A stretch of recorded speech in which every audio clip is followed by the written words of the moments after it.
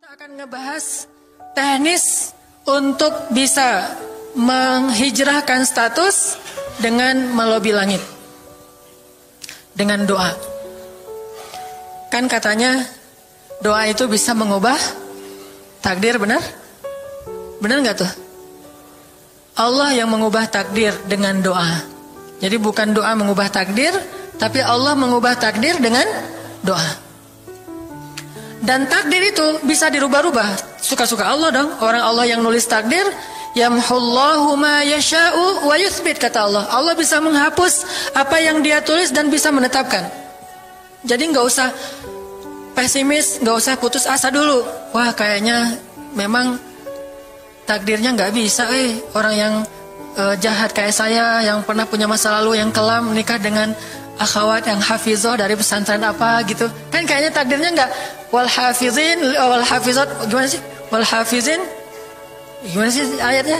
Saya jadi lupa.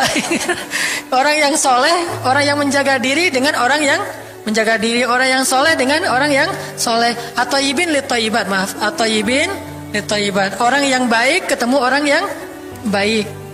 Tapi kan saya mah orangnya udah keburu nggak baik duluan. Sekarang lagi belajar jadi orang baik, tapi belum baik-baik amat. Sedangkan dia mah udah terpelihara dari dulu. Kayaknya kita mah nggak sekufu, nggak selevel, beda dunia. Yang satu dunia putih, satu dunia hitam. Ini gimana nih, nggak ketemu nih. Takdirnya mungkin kita emang nggak layak untuk dia, tetapi dengan doa Allah Subhanahu Wa Taala berkuasa untuk mengganti takdir. Makanya malam ini kita akan belajar tentang bagaimana menggunakan jalur langit untuk bisa mendapatkan hajat kita. Baik menikah, dapat kerjaan, punya anak, dan keajaiban-keajaiban lain yang bisa kita dapatkan kalau kita tahu cara menggunakan jalur langit. Sebelum kita masuk materi itu, yuk kita tilawah bareng-bareng ayat yang standar lah tentang doa. Udah pada tahu kan? Silahkan dibuka. Ayat apa? Surat Al-Baqarah ayat 186. Itu standar banget kalau bab doa. Surat Al-Baqarah ayat 186.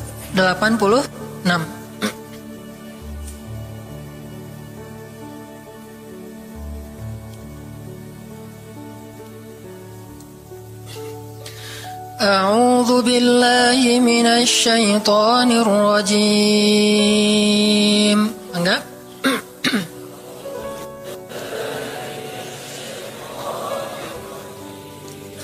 Bismillahirrahmanirrahim.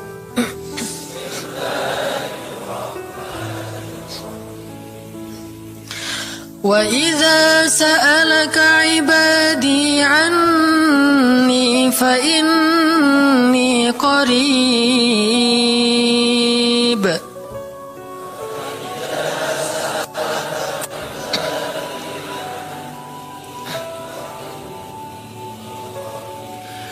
Ujibu da'watad da'i idza da'an.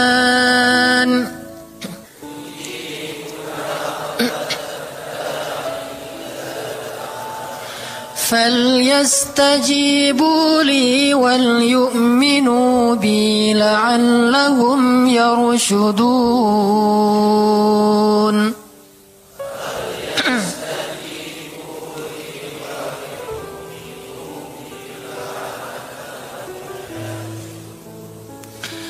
Dan apabila hamba-hambaku bertanya kepadamu tentang aku, maka jawablah bahwasanya aku dekat. Aku mengabulkan permohonan orang-orang yang berdoa kepadaku apabila dia memohon kepadaku. Maka hendaklah mereka memenuhi segala seruanku dan hendaklah mereka beriman kepadaku agar mereka selalu berada dalam kebenaran. Shadaqallahul azim. Teman-teman yang dirahmati Allah Subhanahu wa taala, ayat ini adalah ayat kalau kita kasih judul ayat ini tuh janji Allah kepada orang yang berdoa. Janji Allah kepada orang yang berdoa. Makanya doa itu benar-benar senjata orang mukmin, melebihi senjata apapun yang dimiliki oleh seseorang. Paling dahsyat itu kalau punya doa. Jadi kalau orang yakin kepada Allah, maka dan keyakinan dia kepada Allah lebih besar daripada keyakinan dia kepada apapun, maka selama dia masih bisa berdoa kepada Allah, dia tenang. Ada masalah dikit, oh Ilahi. Ada masalah dikit, Ilahi. Ada masalah dikit, Rabbi. Terus saja. Ada masalah sepele apapun, minta ke Allah. Ada masalah apapun, minta ke Allah. Dan kata Nabi, janganlah kalian menjadi lemah dalam berdoa, karena sesungguhnya tidak akan binasa seseorang selama dia masih berdoa kepada Allah. Itu hadis Nabi dari Aisyah. Janganlah kalian menjadi lemah dalam berdoa, artinya jadi pundung, jadi putus asa dalam berdoa, karena tidak akan binasa seseorang selama dia masih berdoa kepada Allah Subhanahu wa ta'ala. Jadi kalau kita masih terus mengharap dan meminta kepada Allah, kita nggak akan binasa, kita nggak akan kalah, kita nggak akan rugi. Dan kata para ulama, segala sesuatu di dunia ini akan pergi dan tidak kembali. Ini clue penting nih, bisa dicatat. Segala sesuatu di dunia ini akan pergi dan tidak akan kembali kecuali doa. Dia pergi dan dia pasti akan kembali. Segala sesuatu kalau udah pergi di dunia ini nggak akan kembali lagi. Kalau pergi di sini maksudnya pergi kepada Allah. Tapi kalau doa pergi ke Allah, dia pasti akan balik lagi kepada yang meminta. Satu-satunya yang pergi ke Allah dan kembali di dunia ini hanyalah doa. Makanya ayat ini kalau kita kasih judul adalah janji Allah kepada hambanya yang berdoa. Allah berjanji, apa kata Allah? Inni qaribun. Aku itu dekat. Maksudnya gak mungkin aku gak dengar doa kalian. Begitu kita berdoa, kita pikir Allah dengar nggak ya? Jangan-jangan kok doa saya belum diijabah, kayaknya Allah nggak dengar yang kemarin, saya harus keraskan lagi suara saya. Nggak, ini qarib, arti ini qarib, aku itu dengar banget apa yang kamu ucapkan. Nggak usah diucapkan, di dalam hati aja Allah udah dengar. Siapa yang pernah berdoa di dalam hati terus langsung Allah ijabah? Rasulullah. Coba teman-teman buka awal juz kedua. Ayat surat Al-Baqarah ayat 144. Itu gara-gara Nabi ada harapan di dalam hati tapi nggak berani ngomong gitu ke Allah. Cuma dipendam di dalam hati doang. Tapi langsung diijabah oleh Allah. Ayat surat Al-Baqarah ayat 144. Allah berfirman, Qad nara taqalluba wajhika fis samaa فلنولينك قبلة ترضاها فول وجهك شطر المسجد الحرام وحيث ما كنتم فولوا وجوهكم شطره وإن الذين أوتوا الكتاب ليعلمون أنه الحق من ربهم وما الله بغافل عما يعملون. Jadi ceritanya orang Yahudi suka menghina kaum muslimin gara-gara orang Islam kalau sholat waktu itu masih menghadap ke Al-Aqsa, Palestina. Jadi kata orang Yahudi itu, lihat orang Islam mah fake, suka niru. Kita sholat menghadap Al-Aqsa, mereka sholat menghadap Al-Aqsa. Berarti agama mereka itu adalah agama yang meniru agama kita, nggak original. Sering diperolok-olok, setiap kaum muslimin sholat dihina sama mereka. Akhirnya Nabi ngerasa sedih. Wah, gimana ya caranya? Sehingga setiap sore Nabi berdiri di suatu bukit, kemudian lihat ke langit. Cuman nggak ngomong, gini aja ke langit. Membatin. Bayangin, pernah nggak teman-teman membatin ke Allah? Ini yang harus kita coba lakukan. Belajar membatin kepada Allah. Itu romantis banget. Jadi duduk sendiri, Allah, ngomong gitu dalam hati. Dan yakinlah ini qarib, Allah tuh dengerin. Jangan pikir saya kayak ngomong sendiri, kayak orang kurang waras. Enggak, Allah itu mendengar. Jadi kita batin aja sama Allah, ngomong dalam hati, ya Allah, saya tuh lagi gini, ada masalah. Ngomong dalam hati kita, please Allah, please, gitu ya. Nah, itu kalau kita membatin, inni qaribun wa asirru qaulakum awijharu bih innahu alimun bidzatis sudur. Jadi Nabi nggak enak mau ngomong, ya Allah tolong dong pindahin kiblat dari Masjidil Aqsa ke Masjidil Haram. Soalnya daripada dikata-katain melulu sama orang Yahudi, mau ngomong kayak gitu tuh nggak enak sama Allah. Malu Rasul ke Allah. Masa kiblat aja minta dipindahin. Akhirnya Nabi cuma ngelihat ke langit aja tiap hari. Udah selesai pulang. Besok lihat lagi ke langit. Turunlah ayat ini. Sesungguhnya kami telah melihat bagaimana kamu selalu menengadahkan wajahmu ke langit. Maka kami palingkan kiblat ke arah yang kamu sukai. Coba lihat. Turun wahyu untuk merespon doa Nabi yang bahkan belum diverbalkan. Belum diucapkan dengan kata-kata, tapi Allah udah ngerespon. Ini kan keajaiban doa nih. Cuman kita seringnya ngerasa udah minta berkali-kali kok nggak dikasih-kasih. Kita belajar sekarang. Rasul nggak usah minta pakai verbal, cuman membatin doang dalam hati, Allah udah ngasih. Pernah nggak teman-teman ngerasa kayak gitu? Ada kepengen sesuatu, tiba-tiba terwujud. Pernah kan? Tapi kepengennya yang baik-baik. Pengen misalnya, aduh, saya pengen banget umroh, cuman mau ngomong kayak gitu mah, saya mah orangnya kayaknya nggak mungkin bisa umroh kalau ngandalin harta. Orangnya nggak mampu, kerjanya juga pas-pasan, gimana mau umroh untuk makan aja susah. Tapi pengen banget dalam hati kita. Dan itu rindunya tuh rindu banget. Setiap kali ngelihat video atau tayangan di TV tentang umroh dan haji, menitikkan air mata. Saking kangennya ke Baitullah. Allah tahu itu dalam hati kita. Tiba-tiba ada jalan. Ada aja jalannya. Dan bisa dikasih sedekah, bisa juga hadiah, bisa juga door prize, bisa juga macam-macam. Pokoknya ada jalan aja, tiba-tiba bisa umroh. Dan saya sering banget membawa orang umroh. Di antara jamaah itu selalu ada 1 atau 2 orang yang umrohnya itu miracle, keajaiban dari Allah. Ketika saya cari tahu alasannya apa, ternyata emang dia dari dulu pengen banget umroh, cuman nggak bisa ngandelin hartanya. Allah kasih jalan yang lain. Bukankah Allah itu memampukan yang diundang, bukan mengundang yang mampu? Kan itu yang sering kita dengar kan?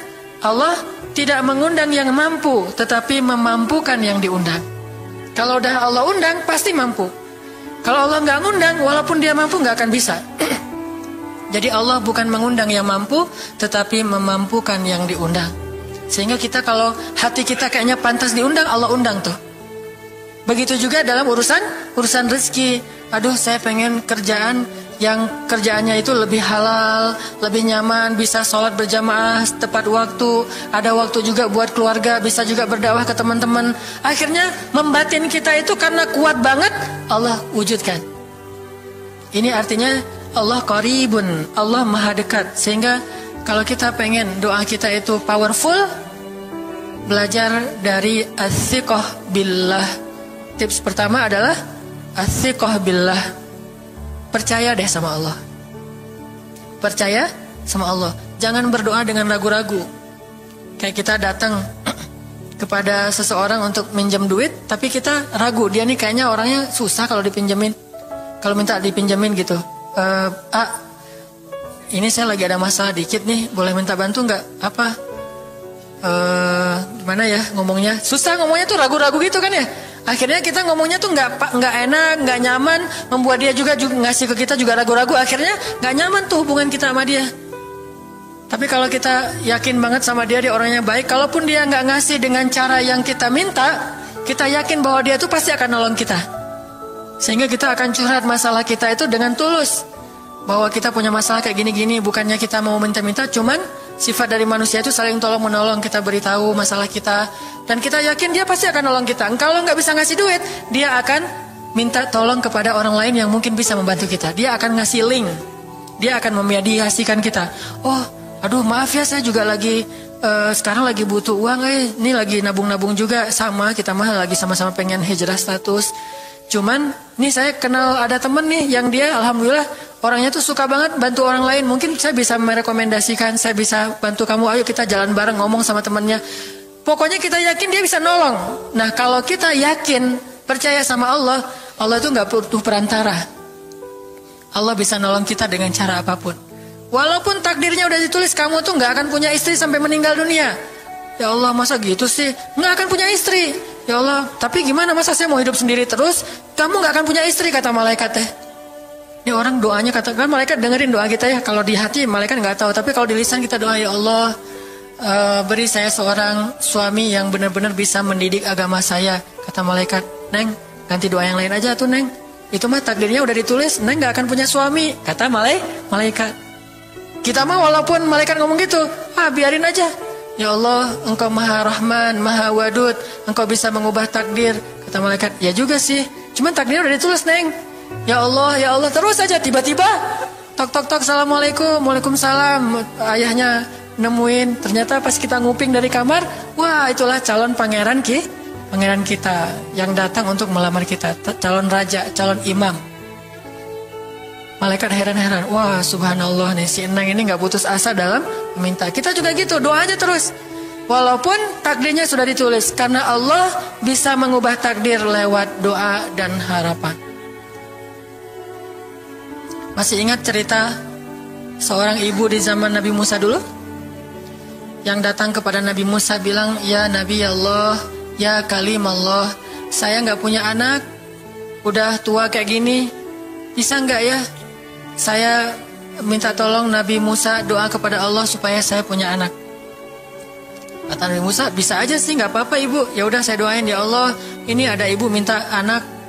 Kata Allah, ya Musa bilang ke dia nggak akan punya anak, itu sudah takdirnya. Kata Nabi Musa, ibu maaf, udah ada jawaban nih dari Allah. Gimana ya Nabi Musa? Allah bilang takdir ibu nggak akan punya anak. Oh gitu ya, ya udah deh pulang. Sampai di rumah, ya Rahim, ya Rahim, doa aja terus. Besok datang lagi, karena dia pengen tahu kabar dari langit. Nabi Musa itu bisa bicara ke langit. Ya Nabi Allah, saya mau tahu nih, kira-kira Allah sudah memperkenalkan belum ya permintaan saya? Permintaan apa? Pengen punya anak. Tapi kan kemarin udah, kata Allah takdirnya gak akan punya anak. Ya coba aja dulu sekali lagi, siapa tahu sudah mau. Sekarang Allah memperkenankan. Wah ini benar-benar dia husnuzan sama Allah. Siqah, percaya sama Allah. Gak percaya kepada yang lain, percaya sama Allah aja. Nabi Musa karena udah terus aja direngekin minta gitu, Nabi Musa bilang, ya Allah, ini ada ibu yang kemarin, gimana dong ya Allah?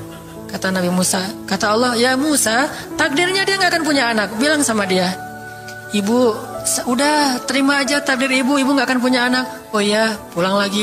Ya Rahim, terus saja sepanjang malam, sepanjang hari doa, berhari-hari datang lagi kepada Nabi Musa. Ya Nabi Allah, udah berubah belum? Udah mau belum Allah ngasih saya anak? Kan udah kemarin takdirnya, tapi coba lagi sekali lagi aja. Nabi Musa minta lagi ke Allah, kata Allah masih yang sama, pulang lagi, gak datang-datang lagi ke Nabi Musa. Setelah beberapa bulan, datang-datang bawa bayi. Assalamualaikum, udah semangat sekarang, beda gitu ya. Kalau dulu Assalamualaikum, melas gitu ya. Sekarang Assalamualaikum, hai Nabi Musa. Kata ibu, ibu yang kemarin, ya itu siapa? Anak saya. Anak ibu, anak kandung maksudnya, bukan nyuri. Nggak, anak kandung saya ini Nabi Musa. Wah, Nabi Musa nggak wah sih, subhanallah kalau Nabi Musa. Kalau saya mah wah gitu ya. Kalau Nabi Musa, masya Allah. Nabi Musa tanya ke Allah, ya Allah, itu ibu yang kemarin katanya takdir nggak akan punya anak, kok bisa punya anak? Ceritanya gimana Allah? Ceritain dong. Saya kok nggak update gitu informasinya, kata Nabi Musa. Allah ngasih update. Kata Allah, Musa, setiap kali aku bilang dia gak akan punya anak, dia terus berdoa dengan menyebut Ya Rahim, Ya Rahim. Allah itu kan senang banget dipuji, dan Allah lebih berhak untuk dipuji. Kalau kita senang dipuji gak baik. Kalau Allah senang dipuji, emang punya hak untuk dipuji kan? Allah senang dipuji. Dia bilang Ya Rahim, kamu bilang gak akan punya anak, dia bilang Ya Rahim, terus saja berharap. Wahai Musa, sesungguhnya rahmatku mendahului takdir. Rahmatku mendahului takdir. Akhirnya dengan sifat rahim, Allah mengubah takdir ibu ini. Walaupun secara ilmiah gak mungkin punya anak karena sudah menopause, tetapi Allah yang memiliki kekuasaan atas segala sesuatu. Nah, tips pertama adalah kalau kita pengen doanya powerful, melahirkan mukjizat dan keajaiban, adalah athiqah billah. Harus percaya sama Allah. Pertama, percaya bahwa Allah Subhanahu wa taala itu Maha Kuasa mengubah apapun yang dia kehendaki. Apa yang Allah ingin, Masya Allah, kan pasti terjadi. Wa man lam yasha lam yakun. Kalau Allah gak pengen, gak akan terjadi. Jangan suuzon sama Allah terus bilang, gak enak banyak minta, amal saya sedikit, mending saya beramal aja gak usah banyak minta. Jangan memperlakukan Allah seperti kita memperlakukan makhluk. Orang kalau kita banyak minta, dia akan kesulitan. Lama-lama dia akan merasa terganggu. Tapi Allah kalau nggak diminta, dia marah. Manusia kalau kita minta banyak-banyak, dia marah. Allah kalau kita nggak minta, dia malah marah. Masya Allah ya. Luar biasa. Allah tuh senang banget kalau hambanya meminta. Sehingga di antara hamba yang paling Allah cintai, di antara hamba-hambanya, hamba yang paling banyak menengadahkan wajah dan telapak tangannya. Ilahi, ilahi. Minta sama Allah. Allah tuh suka banget diminta. Orang yang suka meminta itu bahasa Arabnya awwahun. Inna Ibrahim la'awwahun halim. Ibrahim itu hamba yang awwahun halimun. Awwah halim. Halim itu artinya menahan amarah. Awwah da'a. Da'a artinya banyak berdoa. Kalau da itu berdoa. Kalau da'a senang banget doa. Ada masalah dikit, ilahi, Robbi, ngadu aja ke Allah, manja gitu. Dan Allah tuh senang banget dengan hamba yang kayak gitu.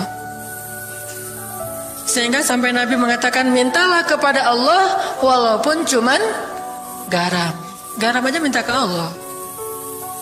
Sepele banget masalah kita. Ya Allah, mudah-mudahan nanti nggak macet ya. Minta sama Allah. Kok macet ya Allah? Ya biar kita sabar. Udah tahu jam macet berangkatnya telat gitu ya, jangan salahin Allah. Tapi minta, bilang, biasakan kita tuh komunikasi sama Allah dengan manja. Ya Allah, mudah-mudahan saya bisa jawab ujiannya. Udah belajar sih ya Allah, cuma nggak tahu kan semuanya di tanganmu. Minta ke Allah. Bismillahirrahmanirrahim. Makan ya Allah, ini rezeki darimu. Makasih ya, makan. Kalau bahasa lainnya makasih, alhamdulillah. Alhamdulillahilladzi at'amani hadza wa razaqanihi min ghairi haulin minni wala quwwah. Hafal tuh? Kalau nggak hafal, udah aja bismillah lah. Alhamdulillah gitu. Bismillah ya Allah, masya Allah nih rezeki darimu. Udah selesai makan, udah sendawa gitu. Alhamdulillah, Allah baik banget. Ngomong sama Allah, sering-sering komunikasi sama Allah. Dan Allah itu wa huwa ma'akum aina ma kuntum. Dia bersama kalian dimanapun kalian berada. Bersama ya, bukan ada. Kalau ada itu beda. Allah di mana-mana itu beda. Tapi Allah bersama kalian itu artinya Allah melihat, Allah mendengar, Allah menyaksikan, Allah mencatat, Allah maha menilai bersama kita. Kalau ada, dia bertempat. Sehingga nanti kalau ada anak bilang, "Mah, Allah di mana?" Allah ada di mana-mana, Dek. Tadi dia malah karena cerdas, kalau gitu di WC juga ada, kan nggak boleh kan? Ini jawaban yang keliru, kurang filsafat. Allah itu bukan ada di mana-mana. Allah bersama kita dimanapun kita berada. Itu beda. Kalau bersama, ma'iyah artinya Allah melihat, menyaksikan, mendengar, menghargai, dan terus memelihara dimanapun. Sehingga nggak usah khawatir bahwa ini mah nggak di masjid, nggak apa-apa. Selama bukan di tempat yang najis, seperti di kamar mandi atau di mana yang tempat-tempat yang nggak boleh, kita itu mah nggak. Tapi yang di tempat yang umum, di pasar, di jalan, lagi di kendaraan, di dalam masjid, di luar masjid, Allah, ilahi, Rabbi. Kalau perlu lebih manja lagi, pakai irama dikit. Allah, gitu. Wah, kayak orang manggil temennya gitu. Atau kita miss call Allah dulu. Ya Allah, udah nggak ngomong apa-apa. Itu miss call. Miss call Allah. Ngapain miss call? Caper, kangen sama Allah. Allah, Allah, gitu lagi. Itu zikir kan? Allah, Allah, Allah. Kata Allah, ada apa hambaku? Allah lagi, Allah lagi, Allah lagi. Terus saja Allah di miss call berkali-kali. Pas Allah buka, wah 100 miss call. Allah 100 kali zikir. Udah 100 kali miss call, Allah yang telepon balik. Ada apa hambaku? Wah, ditelepon sama Allah. Lewat kejadian-kejadian hidup, tiba-tiba ada kejutan dari Allah. Langsung bilang sama Allah, thanks Allah. Kan romantis tuh sama Allah. Jangan cuma sama cewek doang bilang thanks, segala macam bahasa-bahasa yang keren. Sama Allah juga harus keren. Tapi setelah thanks, alhamdulillah, karena itu yang paling baik. Intinya harus percaya sama Allah. Allah tuh senang banget didoain, kita berdoa kepadanya gitu. Allah tuh senang. Terus makna percaya sama Allah juga, kita percaya bahwa Allah itu nggak akan ngecewain orang yang berdoa. Ujibu da'watad da'i idza da'an. Aku pasti mengijabah doa hamba-hamba yang berdoa kepadaku. Nggak usah khawatir, pasti diijabah. Tapi kok masih belum aja Ustadz? Nah, kita harus belajar apa itu makna diijabah. Jangan-jangan Allah udah mengijabah, kita nggak ngerti. Kayak ada analogi tentang orang yang tenggelam, terus dia meninggal sambil menuduh Allah, Allah kok nggak nolong saya? Bukankah aku sudah mengirim pelampung? Jadi pelampung itu cara Allah menolong kita. Kita berharap ditolongnya tiba-tiba selamat aja di pantai. Nggak kayak gitu. Allah punya cara. Sehingga kita harus belajar memahami maksud Allah. Allah maksudnya apa? Di antara cara Allah mengijabah, kata para ulama, satu, Allah mengijabah persis seperti yang kita minta. Dua, Allah mengijabah yang lebih baik dari yang kita minta. Yang ketiga, Allah kalau nggak ngasih persis, ngasih yang lebih baik, dikasih di akhirat. Bahkan itu lebih keren daripada di dunia. Kok di akhirat sih? Ntar dulu. Akhirat itu jaraknya nggak jauh dengan kita. Cuma 60 tahun. 60 tahun tuh cepat banget loh. Sekarang rata-rata usianya berapa? Bahaya kalau nanya usia. Kalau saya mah udah setengah, udah 30-an tahun. Teman-teman pasti masih 17 ya. Angkat tangan yang 17. Nggak ada, di bawah 20 tahun, di bawah 20 tahun. Yang di atas 40. Nggak berani ngangkat tangan, ada sih. Artinya waktu 60 tahun itu nggak lama, sebentar doang. Jadi analoginya gini, kita lagi kuliah, pengen nikah. Terus kita naksir sama seorang cewek cantik banget. Dan saking cantiknya sampai kita cuma bisa bermimpi. Wah, saking cantiknya kayaknya nggak mungkin banget buat kita. Tiba-tiba ayahnya bilang, "Dek, kamu senang sama anak saya?" "Yang mana, Pak?" Masih nanya yang mana. Takutnya yang tadi kebalik. Ini yang lagi yang lagi kuliah yang namanya si Fulana misalnya. Sebutlah namanya Nisa apa gitu ya. Terus dia bilang, "Boleh, Bapak setuju kamu nikah sama anak saya, tapi ditunda dulu sampai kamu lulus kuliah." Kita seneng gak tuh? Sampai lulus kuliah, nggak apa-apa. Masa kita mau bilang, nggak mau Pak kalau lulus kuliah, mending gak usah deh, saya mau yang sekarang. Pasti nggak gitu kan? Karena kita tahu ini cantik banget, keren banget, soleha banget, idola banyak cowok-cowok di kampus, dikasih buat kita. Syaratnya cuma satu, tunggu lulus kuliah 4 tahun lagi. Pasti kita akan sabar banget menanti itu. Nggak mungkin kita bilang, "Pak, Bapak kalau nawar yang serius dong, 4 tahun mah lama tuh Pak." Yang kedua, tips supaya doa kita powerful. Kalau doa sama Allah itu yang romantis. Bahasa Arabnya munajat, curhat sama Allah. Dan doa itu ibadah, bukan sekedar permintaan, bukan cuma request, tapi ibadah. Jadi kalau orang rajin doa sama Allah itu akrab sama Allah. Dan kalau akrab jadi romantis sama Allah, enak gitu, hubungannya dengan Allah tuh adem banget, nyaman banget. Pas dia berdoa, "Ilahi," gini ngomong kayak Nabi Zakaria yang tadi di surat Maryam pas sholat rakaat kedua. Apa kata Zakaria? Ini bentuk curhatnya Zakaria.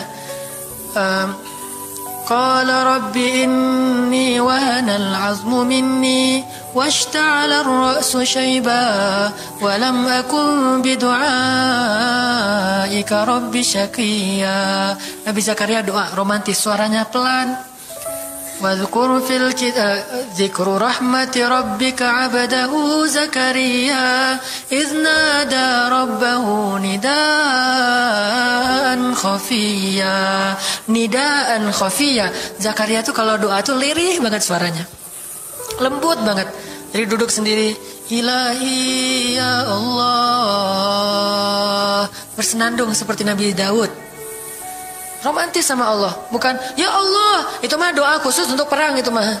Doain Palestina, doain Suriah itu harus tegas. Kayak Nabi kalau berdoa itu dengan menelunjuk. Kadang Nabi mengangkat tangan, kadang Nabi mengangkat kedua tangan sampai tinggi, kadang Nabi nggak mengangkat tangan, kadang Nabi memakai telunjuk. Semuanya itu sunnah. Dan kita saling debat masalah, nggak boleh angkat tangan. Kadang Nabi mengangkat tangan, kadang Nabi tidak mengangkat tangan, kadang Nabi malah menunjuk gini. Kalau urusannya bab perang, biasanya gini, "Ya Allah, ya Allah," bukan nyuruh Allah ya. Beda kesannya nelunjuk Arab dengan nelunjuk Indonesia. Kalau Arab, ngapain lo nunjuk-nunjuk gue? Kan gitu ya. Kalau Allah mah nggak kayak gitu. Allah pakai bahasa Arab, jadi pakai filsafat Arab. Nelunjuk itu maknanya sangat berharap dan tegas gitu. Jadi kita doa pelan, "Ya ilahi, inni wahana al-'azmu minni washta'ala ar-ra'su shayba wa lam akun bidu'aika rabbi syaqiyya." Ya Allah, tulang saya udah lemah, rambut saya sudah beruban semuanya, tidak ada satu helai pun yang hitam. Tapi saya belum pernah berputus asa dari berdoa kepadamu ya Allah. Ini namanya curhat. Wa inni khiftul mawaliya min warai. Ya Allah, saya takut banget kalau saya meninggal tidak ada yang meneruskan dakwah saya, sedangkan Bani Israel itu mudah tergelincir. Fahabli min ladunka waliya. Ya Allah, beri saya seorang anak. Walaupun istri saya sudah mandul, tapi saya terus berharap kepadamu ya Allah. Ya Allah, please gitu. Waj'alhu rabbi radhiya. Ya Allah, jadikan anak itu yang sangat engkau ridhai. Minta Nabi Zakaria ke Allah. Tiba-tiba dapat kejutan. Ya Zakaria, inna nubashiruka bi ghulam. Wahai Zakaria, bergembiralah, kamu akan punya seorang anak laki-laki. Itu hasil curhat ke Allah. Langsung Allah kasih nama. Ismuhu Yahya, lam naj'al lahu min qablu samiyya. Namanya Yahya, kata Allah. Jangan cari lagi di Google. Udah ada namanya tuh, nggak perlu lagi nyari di googling gitu, nama yang bagus apa gitu kan ya. Lagi serius-serius. Ismuhu Yahya, itu sebaik-baik nama. Namanya datang dari langit.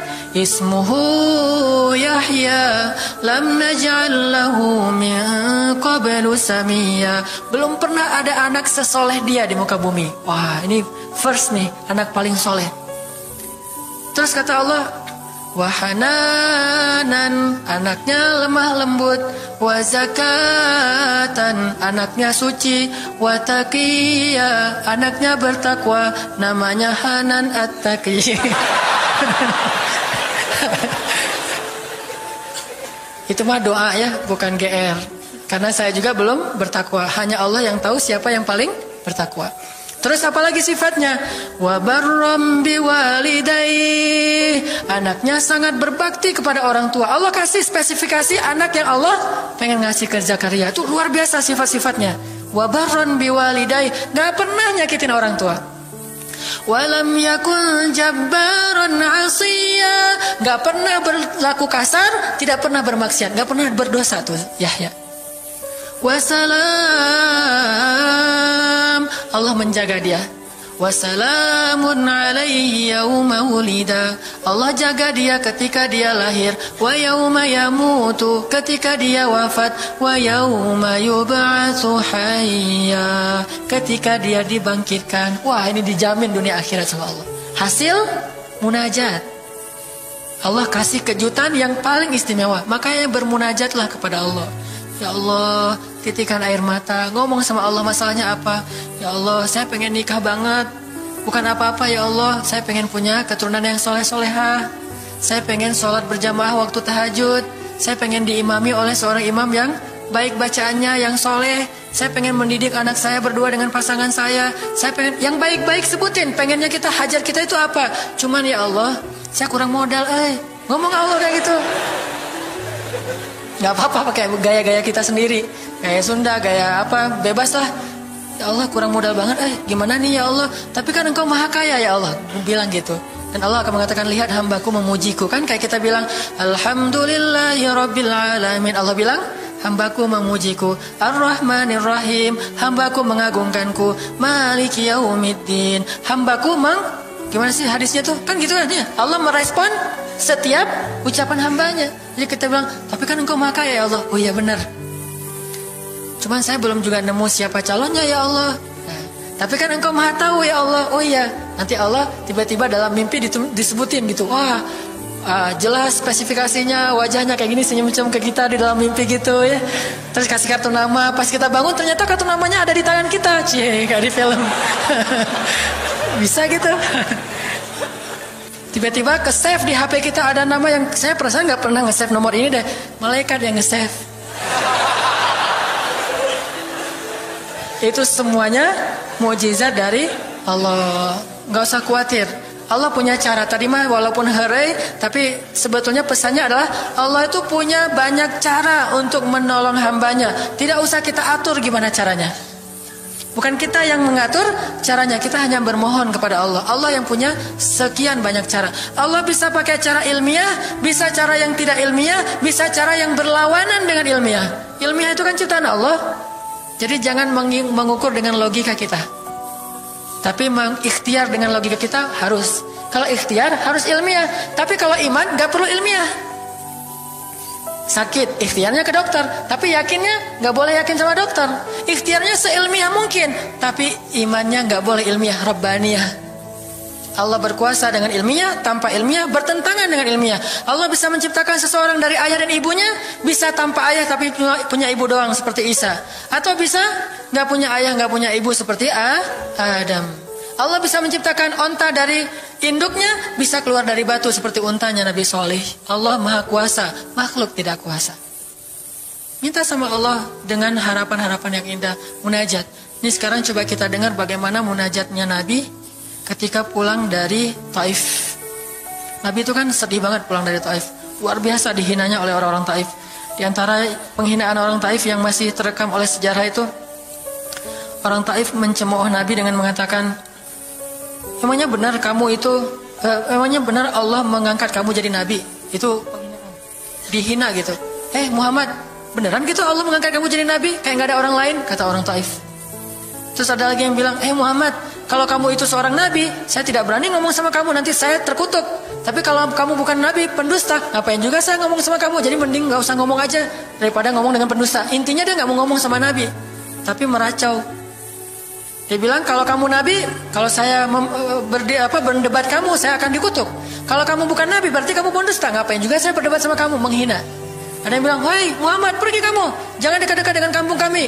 Disuruh anak kecil mengusir Nabi. Bayangin, bagi orang semulia Rasulullah diusir oleh anak kecil, dikejar-kejar pakai batu kerikil, dilemparin. Itu luar biasa, berat banget perasaan beliau.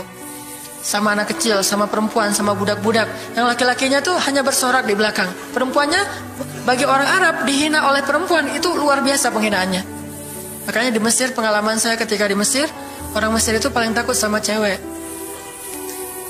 Di pasar kalau ada ibu-ibu yang belanja, Mang, bungkusin yang ini. Dibungkusin. Gak jadi deh, yang itu aja. Ya, bungkus lagi. Kayaknya, gak jadi yang itu aja. Sampai 3 kali, si emangnya gak boleh marah. Kenapa? Cewek. Itu di Mesir tuh. Kalau di kita, wah udah habis itu. Gak usah cewek yang sebaya, ibu-ibu aja bisa dihina di kita kan ya, nggak menghormati orang tua. Kalau di Mesir, perempuan apalagi yang udah umur usia orang tua itu sangat dimuliakan. Naik bus gitu, ada ibu-ibu orang Mesir kan gede-gede tuh, naik bus. Ya naik bus aja, naik damri gitu susah. Akhirnya barang-barangnya pada diambil sama orang-orang di dalam. Dia naik sendiri, bismillah, masya Allah, gitu-gitu orang Mesir teh kalau lagi naik damri. Pas sudah di atas, semua orang berdiri mempersilahkan dia pilih tempat duduk yang mana. Itu budaya yang mungkin di Singapura juga, pas saya ke Singapura kayak gitu. Tapi kok di Indonesia agak-agak jarang nih. Sering ada laki-laki muda duduk di halte atau di mana tempat-tempat umum, sementara di sebelahnya ada ibu-ibu yang gendong anaknya, tapi nggak ada tempat duduk. Di mana rasa malu dan rasa penghargaan terhadap perempuan. Makanya kalau sampai seorang ribut dengan perempuan di tempat umum, itu di Mesir aib banget. Jadi kalau kita ramai sama seorang cewek atau seorang ibu-ibu di tempat umum, pasti orang-orang Mesir akan marahin kita, nggak marahin dia, walaupun dia yang salah. Ya aib kata orang Mesir. Aib jangan kayak gitu, aib jangan kayak gitu. Tapi kalau kita berantemnya sesama laki-laki, dia akan bilang sallu ala nabi, salawatlah kepada nabi. Kayak gitu cara mendamaikan pertengkaran di Mesir. Dan menurut survei kecil-kecilan saya, orang Mesir itu paling sering bertengkar di bus kalau lagi bulan puasa, lapar soalnya. Itu sering banget, asal bulan puasa ramai di bus. Wah, orang Mesir kan suaranya kencang ya, kayak singa gitu. Wah, ramai di dalam 2 orang. Akhirnya yang lain bilang sallu ala nabi, langsung sallallahu alaihi wasallam. Lagi. Tapi dia sempat salawat dulu. Kalau di kita kan apaan sih? Nggak ada hubungannya juga, nggak nyambung, keles gitu. Kalau di Mesir mereka paham, kalau dibilang nabi langsung mereka menghargai sallallahu alaihi wasallam. Terus marah lagi. Ya amin, sallu ala nabi sallallahu alaihi wasallam. Lagi. Kadang-kadang saking marahnya sallu ala nabinya sambil marah-marah sallallahu alaihi wasallam, saya bilang juga. Jadi sampai ada yang bertengkar 2 orang disikapin dengan bijak. Orang Mesir kalau marah tuh suka bilang keledai. Ya Ahmar, wahai keledai gitu. Terus yang orang bijak ini kayaknya educated dosen gitu kayaknya, dia bilang, "Emangnya ada keledai selain engkau di sini?" Terus dia bilang, "Nggak ada." Ada. Apapun jawabannya salah. Namanya ada keledai selain kamu di sini. Kalau dia bilang nggak ada, berarti emang kamu sendiri. Kalau dia bilang ada, berarti kamu juga keledai. Cerdas ya, luar biasa nih di Mesir. Saya dapat banyak luar biasa pengalaman. Intinya apa? Perempuan yang mengusir Nabi di Taif, perempuan, anak-anak, budak. Coba gimana perasaan Nabi? Itu benar-benar nelangsa banget, sedih banget. Begitu turun dari Taif, Nabi SAW kemudian istirahat. Habis dikejar-kejar dari pagi sampai sore di kebun kurma, Nabi lagi istirahat. Terus Nabi berdoa. Nih doanya saya bacain ya. Wahai Robku, kepada engkaulah aku adukan kelemahan tenagaku dan kekurangan daya upayaku. Wahai Robku, engkaulah yang maha rahim. Engkaulah pelindung orang-orang yang lemah. Engkaulah penciptaku. Kepada engkau aku berserah diri ya Allah. Kepada musuh, kepada siapa engkau akan menyerahkanku ya Allah? Kepada musuh yang akan mencelakaiku, atau kepada keluarga yang akan membantu urusanku? Tapi apapun itu, tidak ada keberatan bagiku, asal engkau tidak marah kepadaku. Mau diserahin ke musuh, gak apa-apa ya Allah. Mau diserahin kepada keluarga juga gak apa-apa. Yang penting kau gak marah ya Allah. Ini bahasa Nabi. Terus Nabi bilang, sedangkan kasih sayangmu maha luas bagiku. Aku berlindung dengan cahaya wajahmu yang mulia, yang menyinari langit dan menerangi segala yang gelap. Dan atasnya lah teratur segala urusan dunia dan akhirat. Dari engkau menimpakan atas diriku kemarahanmu. Aku berlindung dari kemarahanmu ya Allah, dari juga azab-azabmu. Kepada engkaulah aku adukan perihalku, sehingga engkau ridho. Tiada daya dan upaya melainkan dengan kekuasaanmu ya Allah. Tapi ini kalau kita baca dengan versi Arabnya lebih romantis lagi. Versi terjemah memang agak kaku. Kalau kita tahu bahasa Arabnya, ya Allah, tidak masalah aku diperlakukan kayak gini. Tidak masalah aku diusir, aku dihina, aku disakiti, aku dilempari, aku dikejar-kejar. Yang penting engkau tidak marah kepadaku. Coba, gimana Nabi itu cinta sama Allah. Mendengar doa Nabi yang romantis banget sambil menitikan air mata, tubuhnya banyak bekas luka lemparan batu, bajunya itu kotor. Malaikat itu sampai nggak tega, sampai Jibril turun. Wahai Muhammad, kata Jibril. Ya Rasulullah, wahai kekasih Allah, kata Jibril.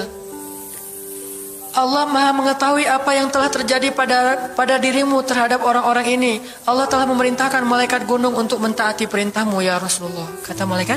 Jadi kayak ada seorang anak yang nangis sedih, tiba-tiba datang ayahnya ngelus-ngelus gitu, menenangkan dia. Ya Rasulullah, Allah udah memerintahkan malaikat gunung kok, jadi menghibur gitu. Jangan sedih ya Rasul, jangan sedih, gak apa-apa. Itu malaikat gunung udah siap tuh, apapun yang kamu perintahkan. Langsung malaikat gunung siap-siap gitu. Terus kata malaikat gunung, ya Rasulullah, wahai kekasih Allah, perintahkan saja kepada kami apapun. Jika engkau mau, kami akan timpakan dua gunung ini kepada penduduk Taif, sehingga mereka mati terhimpit oleh gunung-gunung yang kami timpakan. Perintahkan ya Rasulullah, perintahkan. Kata Rasulullah, tidak wahai para malaikat. Kalaupun mereka tidak beriman hari ini, aku berharap kepada Allah, anak cucu mereka kelak akan beriman. Nabi gak sakit hati kepada orang Taif. Dan Nabi juga tidak marah kepada Allah ketika beliau diperlakukan oleh hamba-hamba Allah kayak gitu. Tetapi yang penting Allah jangan marah sama saya ya. Kalau bahasa kita mah, ya Allah maaf ya saya jadi kayak gini nih. Tapi Allah gak marah kan? Gitu banget tuh sama Allah coba. Dia udah habis-habisan, kemudian belum berhasil dakwahnya, masih takut sama Allah. Kayak kita ngedakwahin teman kita, terus kita dicela sama teman kita, dimusuhi oleh teman kita gak marah sama dia, gak marah sama Allah. Gak bilang, Allah itu sih susah ya dakwah. Gak ngomong kayak gitu. Ya Allah maaf ya dia belum menerima dakwah saya. Ini pasti karena saya gak benar nih nyampainnya. Ya Allah jangan marah ya sama saya, besok saya coba lagi gitu sama Allah. Terus ke orangnya gak marah karena mungkin dia fa'innahum la ya'lamun, mereka tidak mengerti. Besok akan dicoba lagi, didakwahin lagi, diajak lagi, terus aja kayak gitu. Ini munajat Nabi kepada Allah SWT. Sehingga gara-gara munajat itu malaikat turun. Sama kayak munajat curhatnya Nabi Yunus. La ilaha illa anta subhanaka inni kuntu minadh dhalimin. Subhanallah. Nabi Yunus tuh bermunajat di dalam perut ikan, lirih banget, suaranya tuh pelan banget. Tapi suara yang pelan itu menggetarkan arsy Allah Subhanahu wa taala. Kita udah teriak-teriak pakai mic, nggak ada yang bergetar. Nabi Yunus kalimatnya sederhana, tetapi dari hati banget, benar-benar curhat. Ya Allah, tidak ada ilah selain Engkau. Aku ini udah zalim terhadap diriku sendiri. Ya Allah, maafin saya, maafin saya. Subhanallah, subhanallah, Engkau maha suci, saya ini kotor. Engkau maha suci, saya ini kotor. Terus saja sampai suara Nabi Yunus di dalam perut ikan, di dalam laut yang dalam itu menggetarkan arsy Allah di langit ketujuh. Tiba-tiba malaikat arsy bertanya, suara siapa ini ya Allah? Begitu indah, begitu lembut, meminta ampun kepadamu ya Allah.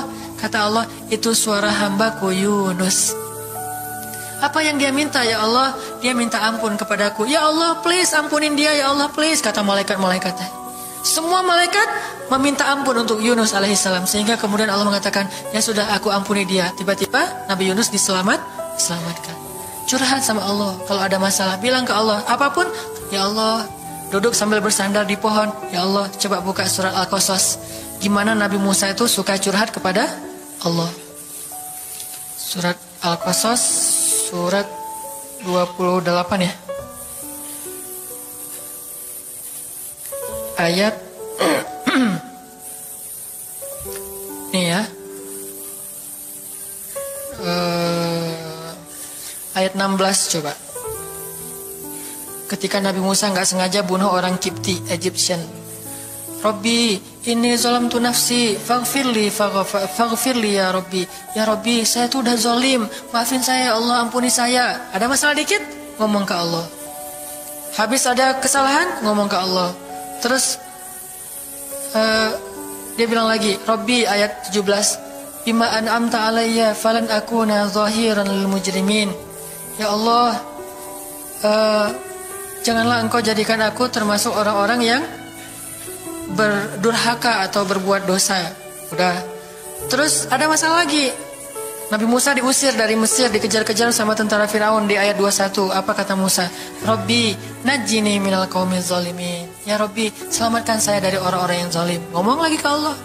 Udah, Nabi Musa pergi sekarang. Kemana perginya? Dari Mesir ke Yordania, Madian kalau bahasa dulu. Pergi tuh. Begitu pergi ke Madian, bilang lagi ke ayat 22. Asa Rabbi ayyahdiyani sawa asabil. Mudah-mudahan Allah kasih saya jalan ya. Ya Allah, tunjukin dong saya jalan harus kemana nih. Saya nggak tahu harus kemana larinya. Allah tunjukin. Jalan sampai ke Madian. Begitu udah selesai adegan menolong dua orang perempuan yang sedang memberi minuman ternak, Nabi Musa capek kan? Udah seharian jalan, kemudian kurang makanan, sendiri, nggak jelas negeri yang beliau tuju. Akhirnya beliau bersandar di sebuah pohon di ayat 24. Terus beliau mengatakan, Rabbi, inni lima anzalta ilayya min khairin faqir. Ya Allah, saya butuh banget kebaikan darimu ya Allah. Saya sekarang lapar, saya haus, saya nggak punya tempat tinggal. Saya sangat butuh kepada kebaikan darimu. Bilang ke Allah. Tiba-tiba habis doa kayak gitu, datanglah cewek itu dengan malu-malu kan. Ayat berikutnya, ternyata cewek itu adalah cikal bakal jadi istri Musa. Jadi kalau ada apa-apa bilang ke Allah. Gak sengaja ngelihat Instagram, oh ada yang cantik, Rabbi, yang ini nih, yang saya gak sengaja gitu. Tapi jangan dikepoin ya, dan jangan terlalu lama ngelihatnya, sekilas saja. Atau minimal kalau nggak yang ini, yang kayak gini ya Allah, ya Allah, gitu. Ngomong nanti ketika selesai sholat. Makanya banyak-banyak doa sama Allah. Dan yang romantis, yang lembut, banyak-banyak berzikir. Jadi sebelum doa itu tasbih dulu. Tasbihnya dengan bahasa yang kita nyaman. Subhanallah, subhanallah boleh. Atau dinyanyikan juga nggak masalah dengan suara yang baik. Bukankah Nabi menyuruh kita menghiasi Al-Quran itu dengan suara kita? Dan diantara isi Al-Quran adalah zikir. Kita bisa bilang Subhanallah, Subhanallah, Subhanallah. Coba kayak gitu malam hari sendiri. Pasti orang yang lewat dekat rumah kita bakalan lari gitu ya, dikirain ada soal. Malam hari zikir di kos-kosan gitu, pada teman-teman pada kabur semuanya. Dikirain ada yang gentayangan. Subhanallah, subhanallah, subhanallah. Jadi kalau teman-teman bersiul, bersiullah dengan zikrullah. Daripada kita bersiul dengan lagu-lagu yang misalnya hanya irama biasa kan ya. Saya udah gak hafal ya lagu-lagu terbaru. Yang dulu-dulu mah yang saya tahu paling kau hancurkan hatiku, hancurkan ya. Nah gitu aja bersiulnya di mobil, kau hancurkan hatiku. Mending kita subhanallah, subhanallah, subhanallah, subhanallah, subhanallah, subhanallah. Biasain aja bersiul dengan nama Allah. Itu namanya miscallin Allah. Sehingga nanti Allah akan melihat, wah ada hambaku nih menyebut-nyebut nama aku, kan di miscall tuh caper dulu. Udah gitu baru ya Allah, baru minta sama Allah. Jadi, kalau kita mau munajat, mau romantis, mau curhat sama Allah, sebut nama Allah, agungkan kebesaran Allah, berselawat kepada kekasih Allah, yaitu Rasulullah Shallallahu Alaihi Sayyidina Muhammad. Mau pakai Sayyidina mangga, nggak pakai Sayyidina mangga, yang penting jangan ribut bab Sayyidinanya.